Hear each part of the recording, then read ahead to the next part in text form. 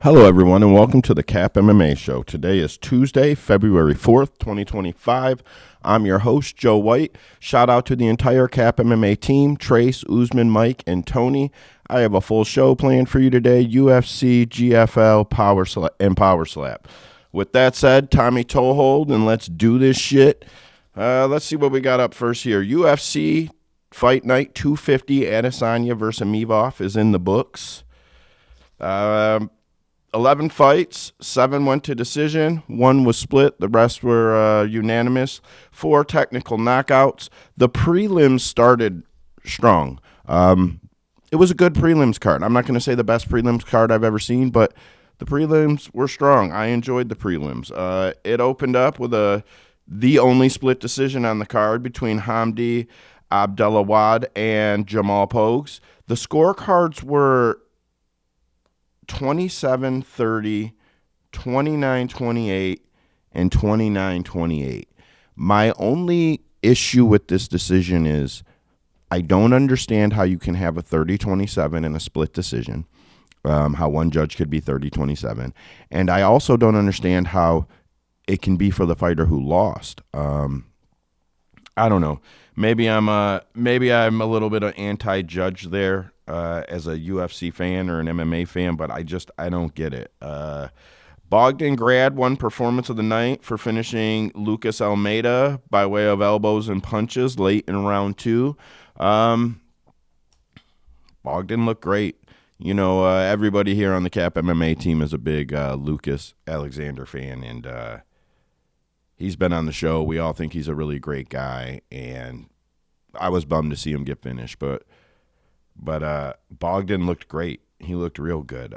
Jasmine Jasdavicius did exactly what she was supposed to do, 30-27, 30-27, 30-27 against MBS. I feel like that was a pretty easy call. I know I called it, and I know a bunch of our team called it last week in the space. That's not trying to take credit for her win. Just I felt like it was a pretty easy fight to call. After that, Terrence T-Rex McKinney cashed betting slips for all of his fans. Round 1 knockout. Glad to see Terrence get the W. Demir took the L like a champ from what I seen on social media, the little tidbits. But I'm happy for Terrence, you know. Terrence has also been on our show, and I think he's a really good guy. Cade Morehouse from Cage Side Press got him in our spaces one time. Terrence is a good guy, man. I was happy to see him get the win. Shamil Gaziev followed up Terrence's round 1 knockout with a round 1 knockup of his own against Thomas Peterson. He looked great. A lot of guys called that. I actually thought he was going to lose it in the distance. That's me telling the truth. I don't think I gave him any chance whatsoever in the space last week. When I say the space, the CAP MMA team does a space on Tuesday nights. So if you're watching this tonight, or you can go back, check our X page, check our profile. It'll be pinned. We do a space where we break down the entire card. Fight by fight, we give our best picks and our best bets. So when you hear me talking about the space, that's what I'm talking about. We do it every Tuesday night. You can find us over there. After that, the card slowed down, to say the least. Mohammed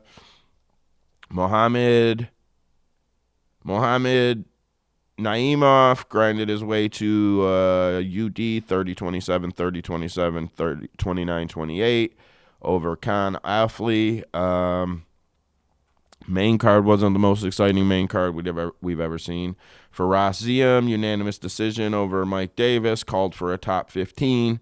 Dana seemed to comply at the presser. Good for him. Hope he gets the W. I'm not a fan or a non-fan of the guy, but I always like to see young or new talent make their way through the rankings. That's what keeps the UFC's rankings fresh. I hate stagnated rankings. I'm not a guy that enjoys seeing people sit in the top 10 or top 15 or top 5 for years and years and years due to lack of activity. If you can stay there active, good for you.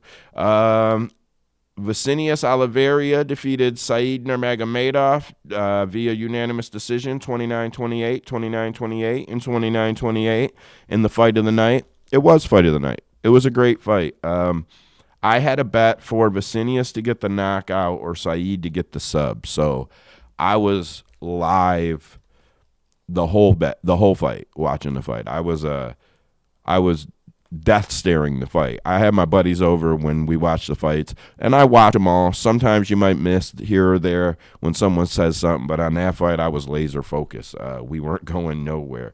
After that, Sergey Pavlovich beat Jairzinho Rosenstruck in a 15-minute sleeper.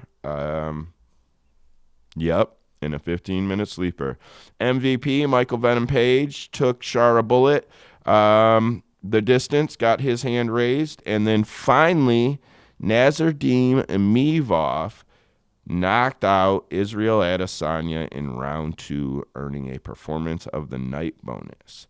Afterwards, Nassourdine said he wants the next title shot. My only real comment about this is it's getting packed at the top of 185.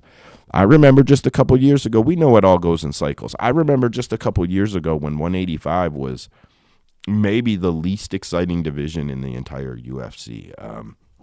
As far as rankings, people trying to get to the title shot. I mean, of course, there were exciting knockouts and exciting fights, but I think it was the least exciting division as far as the rankings go. Man, it all goes in cycles. 185 is packed. I do think Nassourdine should or could get a title shot. There's also a couple of other guys at 185 that I think could or should get a title shot. I won't go too far down the rabbit hole on that one because I could probably lose 5 minutes, but I think he's got a little bit to wait, and I think he's going to have to win another fight or two before he gets that title shot. And not any knock on him, it's just how packed the division is. I think he's going to have to stay active to keep himself in title contention, and I just don't think he's next. I think if Sean wins and it's by a long split decision, we may see the 185 division stall at the top for a little while longer. So the guys in the top 5 and the top 10, in order to hold position, are going to need to stay active because one guy could blaze his way through. We've seen it done. A few times. Izzy did it. Chimaev did it elsewhere, but Chimaev has done it. What do I got from there? Let me go ahead and close that graphic out. Power Slap 11 in the books. Man, I know Power Slap catches a lot of shit, but I like Power Slap. I know Trace on our team likes Power Slap. I'm pretty sure Usman, it's growing on Usman too, and I don't think me and Mike have ever spoke about it, but if he can bet it and it's combat, I'm sure that Mike likes it. Tony's been missing in action due to a heavy workload at his job, so we love you and we miss you, brother. We know you'll get back soon. Anyways, the event took place at the AMB Arena in Riyadh, Saudi Arabia. It was kind of like a fight weekend over there with the fight card over in Riyadh with the UFC Fight Night 250. So Power Slap 11, 7 fights, 3 by way of unanimous decision, 4 by knockout. I watched the card, man. I like it. I did not watch it live, but I went back and watched it Sunday night, I think it was. After the cards, after the weekend, I go back and take in a lot of content. I can't always be super duper clear about when I watched it, but I definitely went back and watched it. I wrote my own little reviews on it. The card started strong. All 3 prelim fights were by knockout. If I get any of these names wrong, I sincerely apologize. It's really cold, guys. Sorry if you see me kind of wipe my face a little bit throughout this podcast. It's freezing around here, and I got to kick the heater off this time of year because it picks up a lot of static on the microphone. I thought that it was built where the microphone wouldn't pick it up, but it does. So anyways, the prelim started strong with 3 knockouts. Kai Ali Kenkoa defeated Brandon Rhodes in round 3.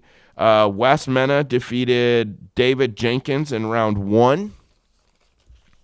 I feel like maybe I should be telling if it was left hand, right hand. I don't know if I should be giving more of a breakdown. With the slap fight, it feels like I can just run through it. But I do enjoy the content, so and I do enjoy watching it. So I'm going to bring this every time there's a card. There's a few things we're going to bring. All right, so Luke Sinmund defeated Garrett Blakesley.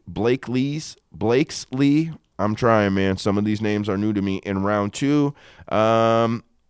All very impressive knockouts. Wes Mena was awarded TKO instead of knockout. Rhodes was doing backflips, man. I mean, I know it's a TKO, I guess, because they called it, but if you would have just gave it a minute, he was going to fall. He was down. I don't agree with the TKO on that one. I think it should have been a legit knockout. I don't know if it's MMA. I don't know what the rules that are unclear are based on. I know every little detail has to be covered somewhere, and I'm sure some of that stuff was maybe just drawn from MMA. So if the referee stops it, then it's a TKO, but he was going out. He was going down. I don't see a way. That should have been a KO. Anyways, I still thought it was great. I thought the prelims were awesome. I really enjoyed them. I don't know when Power Slap 12 is. I can't say that I track it like that, but I'll be watching it. Very excited for it. So then we move on to the main card, heavyweight. Kalani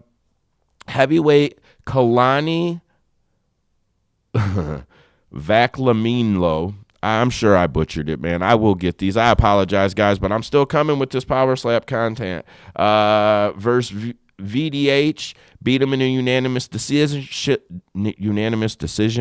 Man.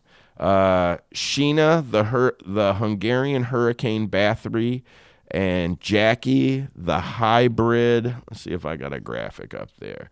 Went the distance. Bathory won via unanimous decision. 28-26, 28-26, 28-26. Kathleen started pretty strong. She couldn't hurt her. That was the problem. I'm not going to go. I tried to not have to read this, and I can remember what I wrote, and I can remember what I watched. Sheena kept rocking her really bad. I think it was after the second and after the third, it was bad enough that they maybe could have stopped it, but they let it go to the decision. I thought it was a legit win. Here's one that I don't know how popular it will be amongst MMA fans, especially those who are Power Slap haters, but I really want to see Sheena Bathory and Chris Cyborg in a slap fight. I'm not being funny about it. I'm not discounting Chris Cyborg at all. I think she's one of the greatest combat champions ever. I said combat champions, not MMA champions. She's one of the greatest combat champions ever. I think she hits like a truck. I think she can take a blow. I don't want to hear about the Amanda knockout. We've seen Chris hit a lot of times. I think she can take a blow, and I really, really want to see Chris Cyborg in Power Slap. I want to see it. I want to see specifically the fight with Sheena. I want to see it. I know that Dana and Chris may not have the best relationship.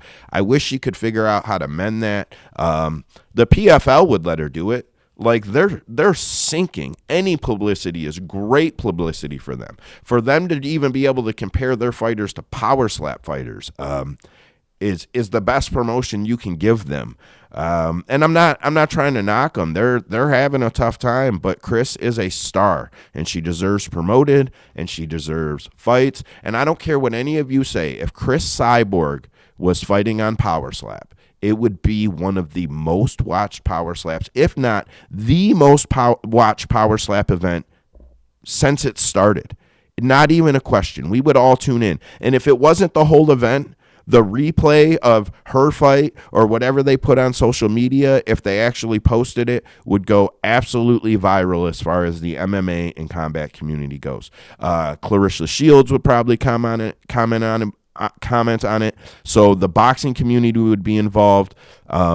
It would be probably the biggest Power Slap fight that has been made yet. And that includes the Paige Van Zandt stuff. What else do I got here? After that one, less of a rant. So the co-main event was Ron the Wolverine Bata. He retained his light heavyweight title, defeating the mechanic Vernon Cathy. Cathy was out. He was out. They cut to commercial. They came back and didn't show him right away. I think they were just getting him up. It might not have been a commercial. They might have cut to a graphic break or something on the screen, but he was out for a second. It was a good hit. Wolverine came into this thing with a lot of hype. People knew who he was. When this thing first started taking off, he was one of the couple names that you heard all of the old school power slap, the OG slap fighting fans, because there's a whole crew of them.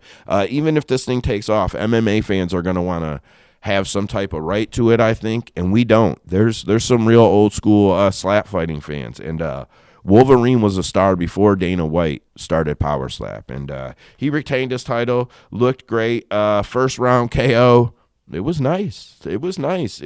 Great posture. Wolverine is a pro. If you want to know what a pro looks like when they slap fight, I would say look at him and the co-main of Power Slap 11. The co-main was Vasily Kamatsky. I think I said it right. His name is Dumpling. And he defeated the crazy Hawaiian Lane Viernes. I think I said that right. Via unanimous decision to become the Power Slap heavyweight champion. The scores were 50-44, 50-44, and 48-46. I don't understand the 48-46. I don't get it. Dumpling outclassed. I mean, he literally showed that he comes from a higher prestige of slap fighting. He had better form. He landed better. He braced better. Hawaiian had a rough fight. He flinched up a couple times. I felt like he landed clean, but without much strength a couple times.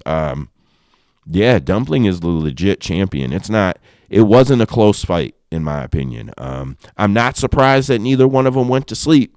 I'm not surprised by that at all. I don't know, man. I know I give him a lot of shit, but where's Mark Hunt at? Mark Hunt, I know I give you a lot of shit on social media, but you need to slap fight too, man. You got that knockout power. At least you had it. I don't know your exact age. You're probably mid-40s now, maybe older than that. So maybe slap fighting isn't where it's at for CTE shit. But, man, I would like to see him do it. What else did I have here? Fight in the night. Main event was Fight in the Night. I did have that noted. I don't know how I missed that before I read on. But Fight in the Night, it deserved Fight in the Night. It was a banger. All 5 rounds. Even though I don't feel like the Hawaiian ever really hurt Dumpling, he still landed some good blows. There was a clubbing one. I can't remember if they gave it to him in the third, but he clubbed him in the third, and I think he got away with it. But again, I enjoyed it. I like Power Slap. Anybody who wants to hate can hate. Oh, man, I had a Dumpling graphic loaded up, and I missed it. There's the graphic. I wish I could show clips, man. Maybe if I report this, or if I report on these shows or do reviews on them enough, and I do them as little segments, I'll get seen, and they'll let me put a little something up there. That's a long ways away. I'm just having fun with it, man. Okay, after that, let's talk a little bit of the Global Fight League. My title for this segment is The Global Fight League is Already Sinking. They haven't posted on X or their website in the past week since I last reported on them, unless it happened this morning. I did not go check them. This show gets wrote from Sunday night until I can record it. I try to do it on Mondays. That's my new goal. Every now and then it's going to go down on Tuesdays, man. The production is it takes a lot of time. Even the little graphics, the stuff that pops up on screen, like the little name tag, if I remembered to hit it up at the beginning where it says my name right up there. Just setting all that shit up takes time, and getting all these images off takes some time. So I did not go check on them this morning, and I gunned for Monday. Anyway, the Global Fight League. The co-founder and acting commissioner Darren Owen went on the Ariel show. You know what? I wrote up a whole deal on this, scribbled some shit out. Pause it. You'll probably see some typos. I don't really need to do that. I'm just going to kind of go off the hip. He sounded like a babbling idiot. Darren Owen sounded like a babbling idiot. He's talking about making fights that aren't in the same weight classes, even though each team can only house 2 fighters in each weight class, and they're supposed to alternate months. So to tell me that you're going to fight fighters against each other that aren't in the same weight class because it makes sense, it actually doesn't make sense. It doesn't make sense at all. He said that they're targeting, I don't want to get this one wrong, but I think he said we're targeting the end of April, or we're hoping for the end of April. Bro, that's not that far away. That's not that far away at all. You should have that locked in. You need a venue. You need to let fighters know. If this is a team thing, you're supposed to go every other month, which means you need to have all the events in front of that set up. I don't get it. I feel like he is not. I feel like he makes Don Davis look like a pro. That's what I feel like. He's got a lot of fighters. I know Tyron Woodley said he vouched, so a lot of fighters signed. But Tyron, man, I'm not sure that you made the right call there. Man, Rashad said that they are amateurs and making promises they can't keep, and that seems more realistic than what Tyron said about this being the spot. When Dana was asked about it, he said, they're not my competition, and of course he says like the NFL and other sports leagues are his competition. They're not his competition, but they're not even close. He said, no, I don't think they're blowing smoke. I think they're blowing money, real money, and good for the fighters. Let me see if I got I do have the exact quote. I don't think blowing smoke. I think these guys are blowing real cash. These guys are throwing a lot of money around. I love it. Good for the fighters. It's good for them. I agree, and I've been excited about the league for that reason. I want to see these guys that aren't UFC fighters anymore fight, but this is not going to be the second coming of Bellator that I have hoped for. These guys are all over the place, man. All over the place.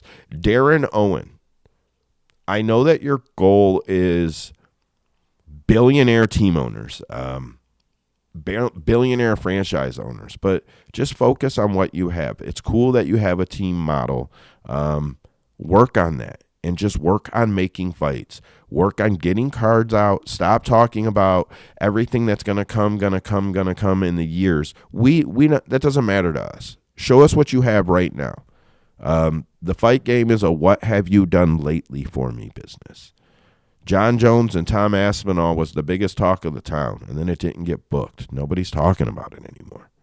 It's Dana White seems to say that they'll move on from the fight if they have to. This is a what have you done lately for me business, and the GFL needs to do something for people to see instead of all this talk about what could be or what might be, because it really just sounds like what won't be. What do I got from here? Oh, some UFC headlines. This is my favorite part of the show. Man, this is a shout out to Ariel Helwani. Not trying to compete with the guy or steal what he does. Watching Ariel Helwani do headlines for years is what made me want to do this. Not take his place, man. I just think it's fun. I want to give my takes. So this is always my favorite section of the show. Okay, so I'm going to start here with Conor McGregor. First, Dana was asked, when will Conor return? And Dana said, his exact quote was, I'm not sure when Conor will be back. And he said it quietly. Now, this could be Dana avoiding having to answer this question and keep telling people, the end of 2025. I mean, he'll be saying 2026 before we know it if he does that. Or if it's because he doesn't want to be baited into being asked if Conor is going to be able to fight in the BKFC.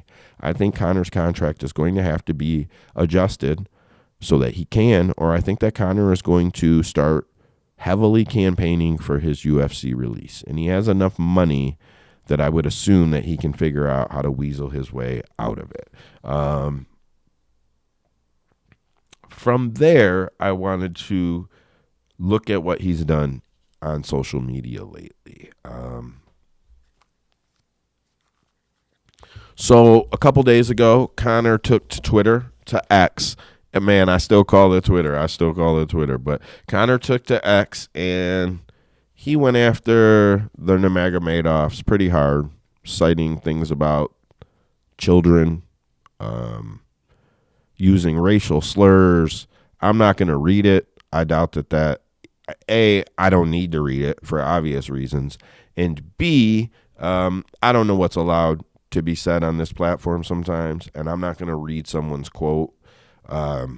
If I see something said on here and I want to talk about it or play a clip, I'm willing to do that. But until I know that it's said on here, I do not want to get us booted. I really enjoy this, and the team is coming, so I don't want to screw it up before they get here. But if you pause it and read this shit, it's a little much. Then I think it's yesterday. It was yesterday. A video of Conor spitting on somebody surfaced. Here, let's pop that up. I do have that clip. The one I seen didn't have audio. I don't know who the source is on this. I do credit the source, but some of these things go so viral you can't figure out who it came from if it's not posted on the video. So here is that.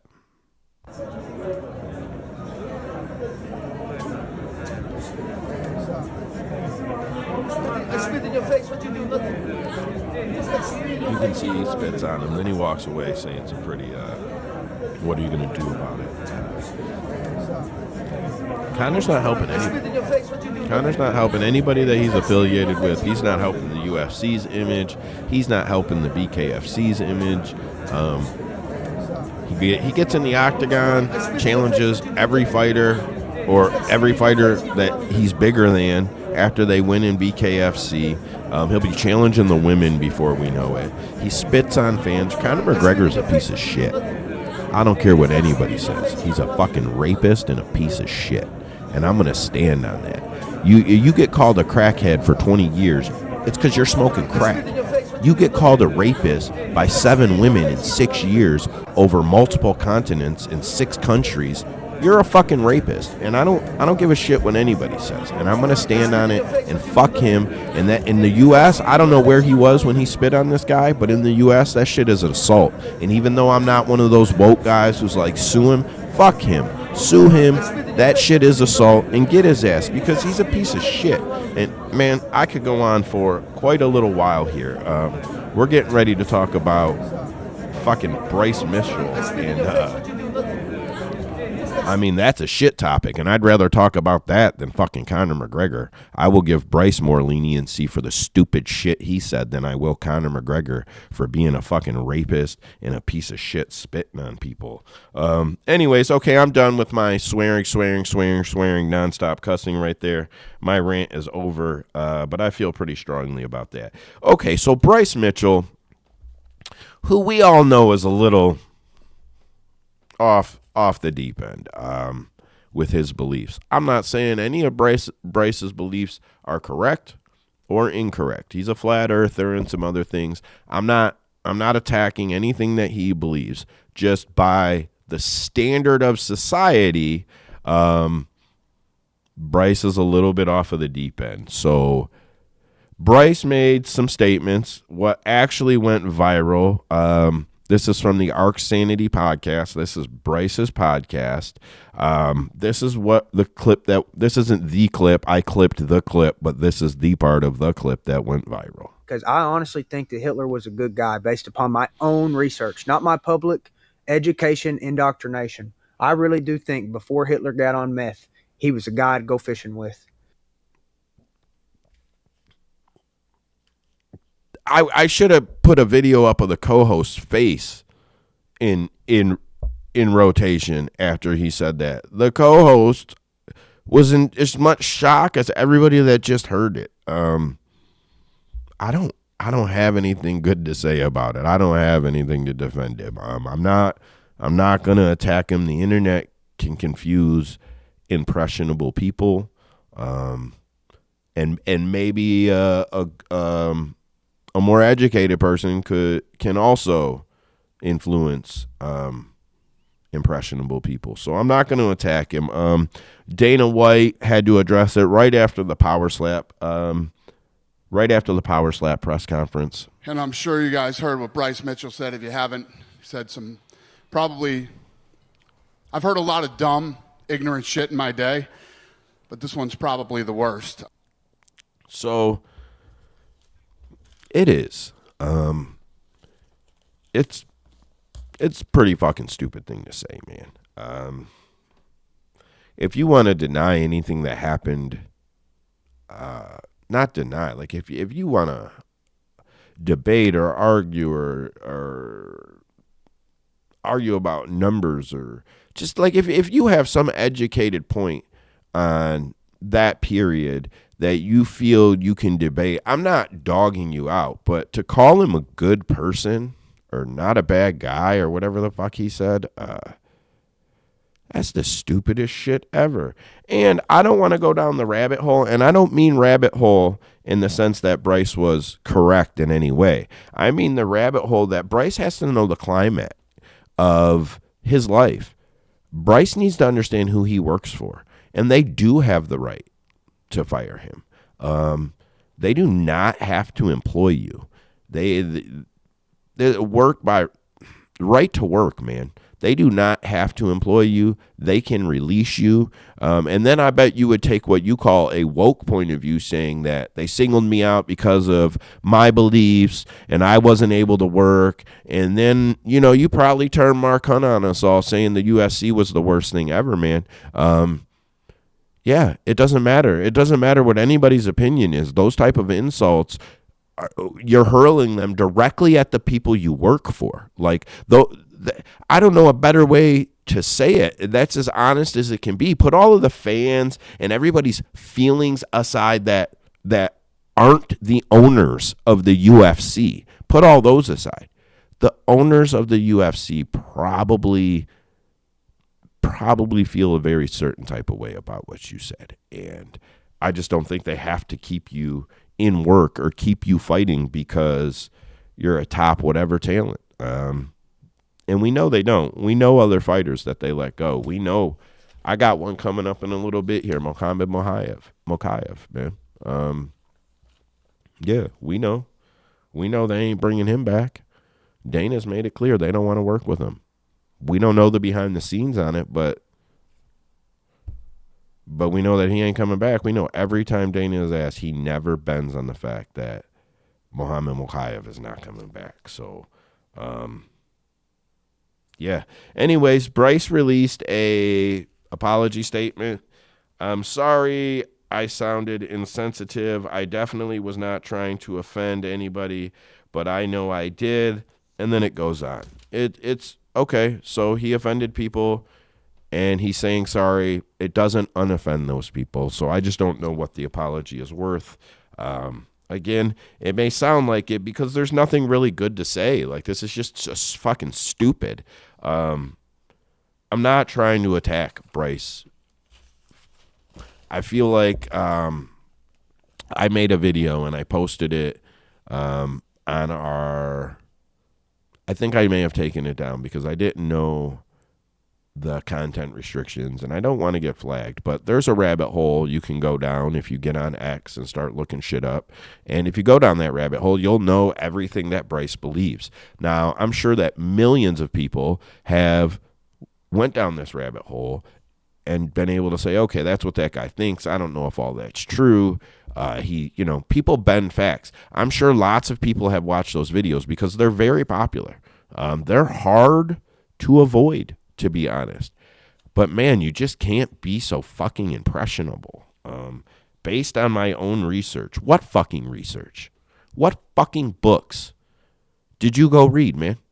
Where are the fucking books? Where are the fucking documents?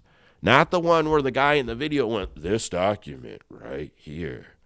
And some shit waved up on the screen that was all flickery that he could have fucking typed up on his computer and then put up behind you. Like, what fucking documents? What books? Name them. Where did you do your own research? I'm waiting. I mean, he ain't going to respond to me, but fuck, man. I don't get it, Rose. I don't get it. It seems fucking ridiculous to me. Natan Levy, who is a proud Jewish man, took to X and said, I ain't scared of no one. I know Bryce isn't either. He also said, I also offer to take Bryce to the Holocaust Museum and educate him. Bryce responded, I'd be glad for you to educate me on history. Thanks for standing up to fight. You're a real man. God bless. And then, of course, Sean Strickland at UFC. Please make this happen. Let's fucking go at UFC. Please make this happen. Please, please, please, please, please, please, please. Let's just be clear. This is not marketable. This is not even... They could, I guess. This isn't good. This is not good marketing material. This is not good marketing premise. Even making the fight will create a huge buzz around it. And I mean, I guess the UFC could, but I don't see it, man. I don't see how that's marketable or appealing for anybody to want to see.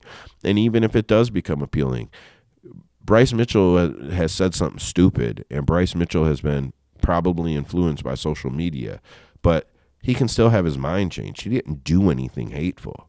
He just has some thoughts, and those thoughts can be changed with a different education or a different understanding, or not a different education, but more education or more understanding.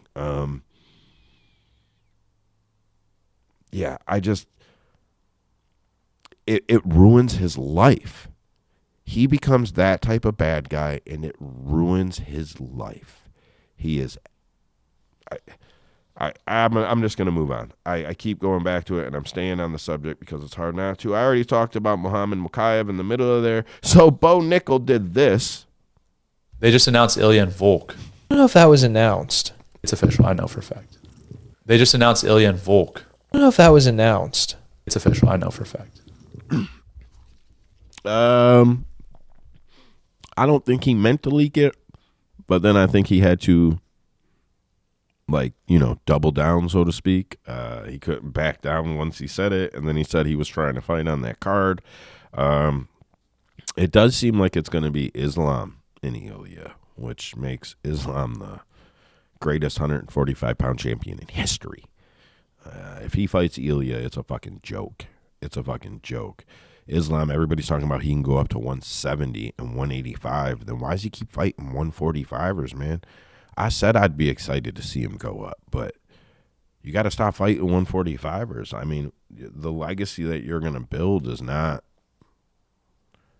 The legacy that you're going to build off beating 145ers will be tainted to people in the know. 20 years from now, when people are looking at the history books, sure, it'll be forgot, but in your lifetime, people will know. Luke Rockhold says he was offered the Khamzat Chimaev fight for what he calls his comeback fight in 2022. It was his retirement fight in 2022 because he ain't done shit in the UFC since. I know he's done the Karate Combat, but it was a gasser. They gassed him and Paulo Costa is what he ended up with. Luke Rockhold is glad he didn't take the Khamzat Chimaev fight because Khamzat Chimaev would have changed Luke Rockhold's life. He would have choked him out inside of 2 minutes. It would have been bad. And Luke's too stupid to tap, so he probably would have got hurt pretty bad. I don't know. I don't know why Luke Rockhold has to walk around touting like he still feels like he could have beat up every fighter. You beat up who you beat up, man. You got beat up by who you got beat up by. Shut the fuck up. I got to stop swearing. I'm on the F word too much today because I got going on that other one. Dennis Bojak, if I say that correctly, it was reported by Damon Martin. Credit to Damon Martin. Everybody's just rewriting his article, so I'm not going to do that. I'm just going to read it. I'm not even going to read the whole thing. UFC Dennis Bojak has to wait till at least February to know his fate after his temporary suspension was extended by the Nevada Athletic Commission. An altercation with a UFC fan at UFC 310 this past December, and it goes on. So I think the fan hit him first, so I don't really know why he has to wait. If the fan hit him first, it doesn't really matter how he responded. He has the right to defend himself. I don't care what anybody says. If someone hits you, you have the right to defend yourself. Sean Strickland, I mentioned him a little bit earlier. Sean Strickland is currently campaigning for Johnny Eblin to be released from the PFL and freed to go to the UFC. He's a 16-0 middleweight. Man, middleweight is packed. Add another former champion to it. Why not? Best fucking division in the UFC by the end of 2025. You add Johnny Eblin to that mix, it's not even going to be close. It is not even going to be close. I'd be excited to see Johnny make his way over. I don't know how he does. I don't know if he becomes the world champion without taking an L. I think he could get there, though. I think in a couple of years' time, he could get there. Johnny Eblin is a real talent, so I hope that works out. Joe Rogan suggested that the actual reason Armin Tsarukyan pulled out of his fight with Islam Makhachev was a bad weight cut, saying he cuts a lot of weight and basically pointing out that all the symptoms were symptoms of a bad weight cut. It would make sense why the UFC is like, nope, he's not getting the next shot. Dana does not like when you screw up a main event fight over weight cutting. I don't know. It makes a lot of sense why Dana would feel how he feels if it's over weight cutting, which we all kind of know it is anyway, even though he's calling it a back issue. What do I got here? So, okay, I was just going to talk about Islam versus Ilya again, which I don't think is a good fight. I don't understand it. People want to see Islam go up. Stop fighting him down. It doesn't make any sense, man. He's not getting any younger, and the welterweights and the middleweights definitely aren't getting any smaller. Let the man go up. Let the man build his legacy. Stop trying to let these 145ers build their legacy off Islam Makhachev to be the guy to beat him as champion. Stop, man. Let him go up. Let him achieve his greatness.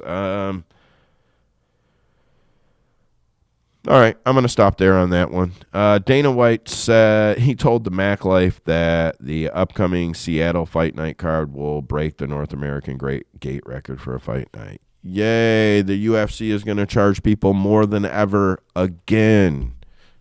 Whatever, fuck off, Dana White. Man, I got to stop. I'm swearing a lot on this one today. I got to stop. All right, so we all know Daniel Cormier and Chael Sonnen are going to be the coaches on Tough 33, The Ultimate Fighter. Episode 1 will premiere Tuesday, May 27th, and will be available on ESPN2 and ESPN Plus. It will feature male weight classes at flyweight and welterweight. That should be exciting. And that gets us to about the end of the show here. There's some rumors that Brandon Moreno is going to fight Steve Erceg. Don't forget Brandon Moreno is world class because he lost a couple split decisions. That's all I'll say. He came back and got that W. That was not by mistake. I think Brandon Moreno is a pretty easy pick there. According to a guy on Twitter named Benny P., Pantoja and Cara France is in the works for UFC 314. Pantoja is one of the greatest flyweights ever. Cara France has been one of the most inconsistent flyweights ever at the top anyways. Pantoja all day. Easy money on Pantoja in my opinion. What else we got? One more rumor here. Nope, that's all I got. I just came with 2 of them, which is fine by me. And then, all right, so a couple notes for UFC 312. Watch the countdown. Watch and bet it. It makes fight week better. Alex Pereira will be in Sean Strickland's corner. He's done it before. It's not that big of a deal. The media doesn't have much to cover on the card, so that's kind of becoming something that everybody's hitting. Spite fans calling it a lackluster card. The UFC does not have any backups scheduled for UFC 312. Chael Sonnen thinks that Khamzat Chimaev is actually the backup for the main event. Kyle Barrio said he's already started cutting weight. and that he was going to go out and check on the fighters for fight week and see how they were doing and see if he should continue to cut weight or if it looked like they were going to be fine and make it.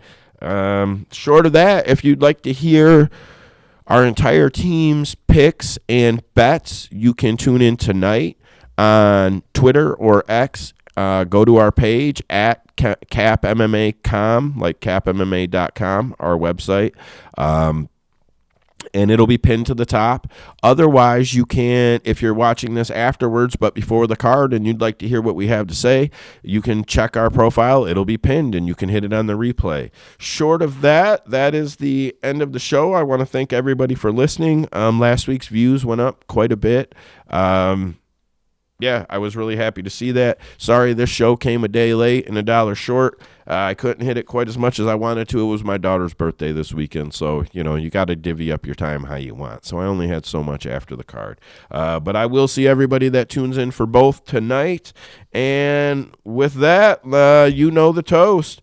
Here's to yous and here's to us, friends together. Look at us. But if we ever have a tuss, fuck you. Here's to us, capmma.com.